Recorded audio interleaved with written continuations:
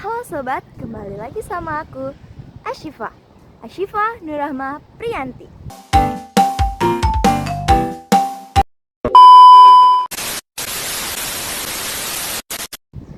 Nah, gimana nih sobat? Kalian tahu nggak nih sekarang kita lagi ada di mana? Mungkin warga sobat sekitar Jakarta, mungkin kalian kenal dengan tempat ini. Karena tempat ini biasanya dipakai buat jogging orang-orang, bersepeda ataupun berolahraga, dan juga sebagai salah satu stasiun di Jakarta. Yap, benar sekali. Sekarang kita ada di LRT Ciracas. Kira-kira sobat, kalian tahu nggak sih sekarang kita mau ngapain di LRT Ciracas? Yap, ngapain lagi kalau misalnya nggak naik keretanya? Nah, sobat-sobat sekalian, siapa di sini yang udah pernah naik LRT atau bahkan MRT?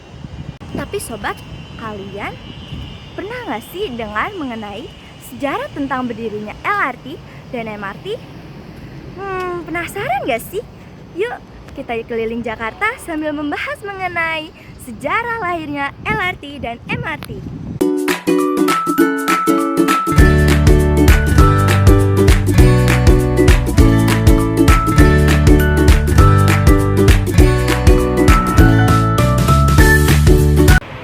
Sobat, sekarang kita udah ada di dalam stasiun LRT nih. Nah, mumpung kita ada di dalam stasiun LRT, bagaimana kalau kita bahas mengenai sejarah LRT terlebih dahulu atau Light Rail Transit.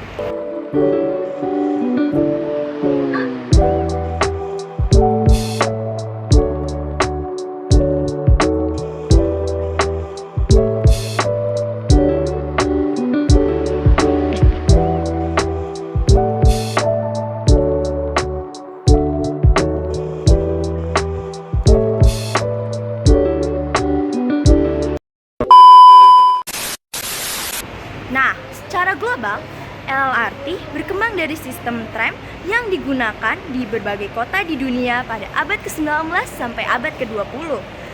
Awalnya, tram digunakan sebagai moda transportasi di dalam kota dengan jalur rel yang lebih ringan dan kapasitas yang lebih kecil daripada kereta-kereta lainnya. LRT kemudian berkembang menjadi sistem transportasi modern dengan jalur rel yang terpisah dari lalu lintas umum, khususnya di kota-kota besar seperti Eropa dan Amerika Utara. Nah, yang selanjutnya adalah sejarah singkat dari LRT Jakarta. Proyek LRT Jakarta muncul setelah pembangunan monorail Jakarta dihentikan karena masalah perizinan dan teknis, terutama terkait perancangan pembangunan depo di atas Waduk Setiabudi yang ditolak oleh Gubernur DKI Jakarta yang pada saat itu adalah Basuki Cahayapurnama atau Ahok untuk mencegah banjir. Setelah proyek monorail dihentikan, LRT Jakarta menjadi prioritas. Pembangunan LRT di Jakarta diatur melalui Undang Presiden Nomor 99 Tahun 2015 dan diharapkan menjadi pelengkap transportasi umum terutama untuk persiapan Asia Games 2018. PT Jakarta Perindo dan PT Pembangunan Jaya ditunjuk untuk membangun proyek ini dengan groundbreaking dilakukan pada 22 Juni 2016. Proyek ini keterlambatan sehingga saat Asia Games 2018 LRT Jakarta hanya dapat beroperasi terbatas.